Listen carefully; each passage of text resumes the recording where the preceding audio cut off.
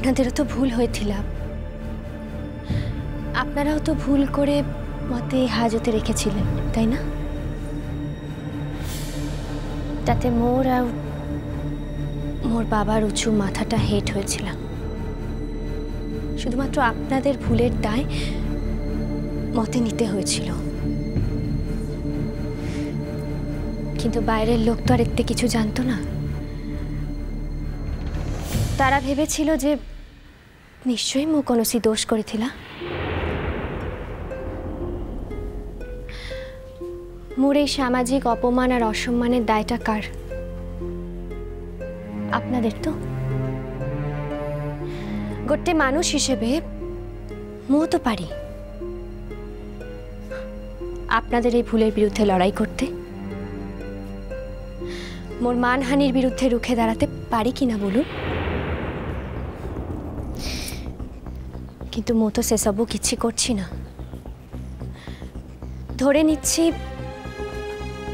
গোটে সঠিক কাজ করতে গেলে তার মধ্যে কিছু ভুল ঢুকে থাকে। ভুল করতে করতেই মানুষ ঠিক কাজ করে।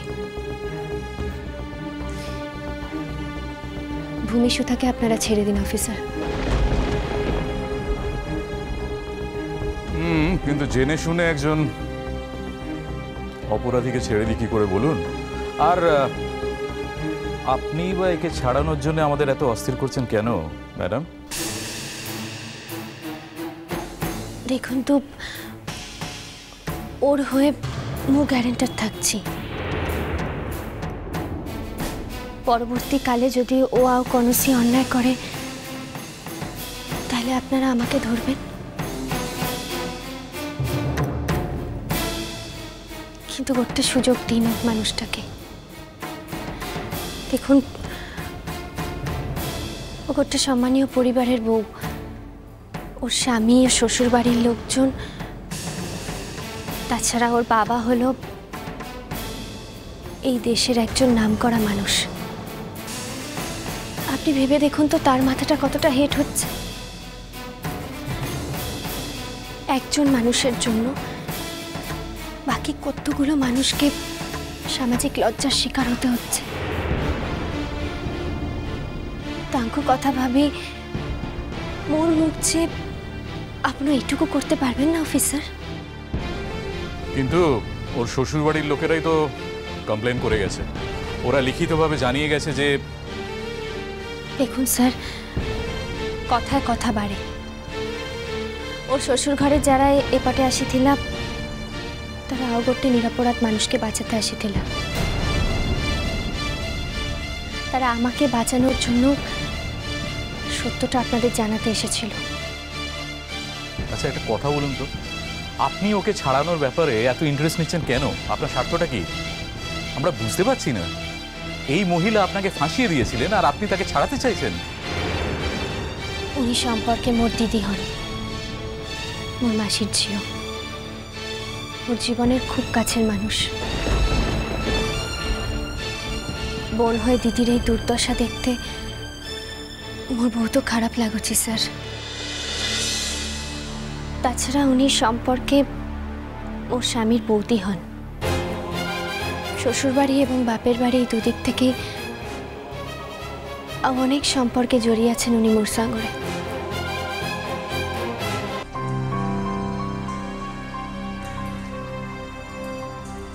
কিন্তু উনি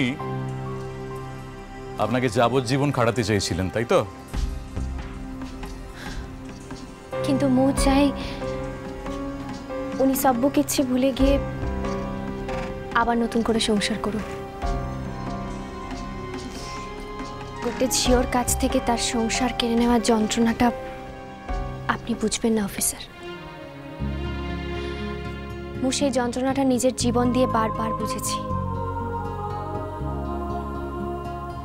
আজি মোর স্বামী থাকতেও স্বামী নেই, সংসার থাকতেও আমার সংসার নেই। মু গোটে ঝিও হয়ে অন্য একটা ঝিওর এত বড় সর্বনাশ মেনে নিতে পারবো না স্যার। আপনি ওনাকে ছেড়ে দিন, তার জন্য যা যা করতে হয় মু করিবি।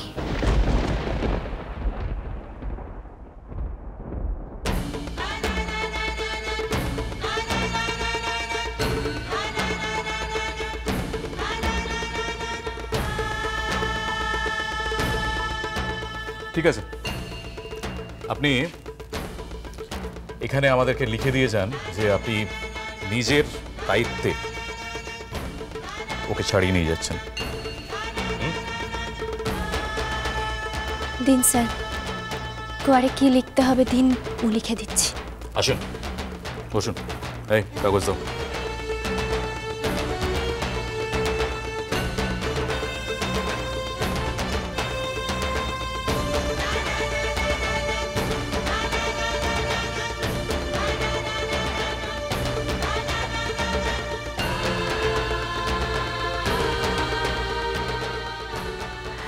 আর আমাকে নরকে পচে মরতে হবে না, আমি ছাড়া পেয়ে যাচ্ছি। মুক্তি, মুক্তি, কি যে আনন্দ হচ্ছে আমার। কিন্তু আমার স্বামী লাল, ও ফিরিয়ে নেবে আমাকে? নিন, হয়ে গেছে।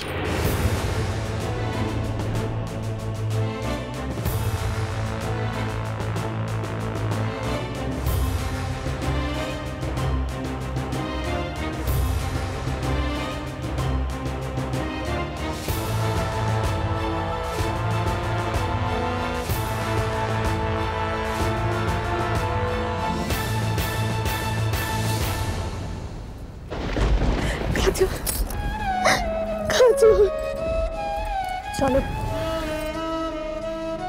চলো, বাড়ি চলো। চলো।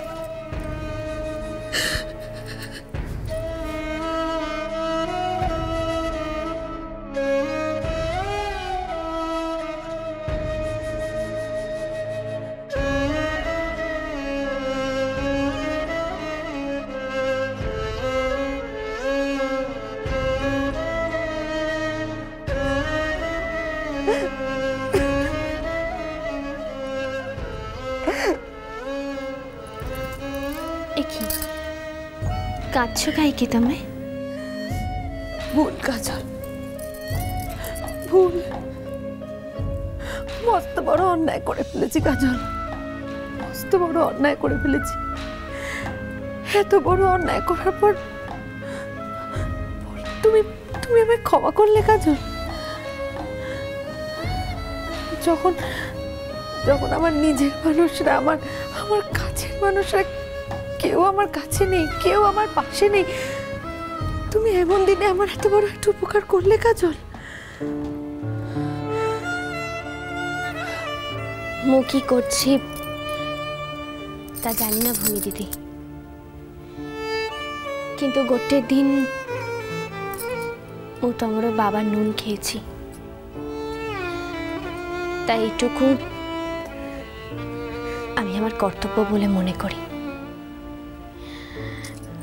বিনু মামুর উঁচু মাথা কেবে ভি নিচু হতে দিতে পারবো না। তাছাড়া তোমার শ্বশুর ঘরের লোকেদের কাছ থেকেও মুখ বহুত কিছু পেয়েছি, একজন দুজনের কাছ থেকে না পেলেও বাকিদের থেকে অনেক কিছু পেয়েছি আমি। তাই বসু মল্লিক বাড়ির উঁচু মাথাও আমি হেঁট হতে দিতে পারবো না। ভূমি দিদি, ও তমর পায়ে পটে আসিনি, ও আসুছি শুধুমাত্র তাদের জন্য। ক্ষমা করে দাও কাজল, আমায় ক্ষমা করে দাও প্লিজ।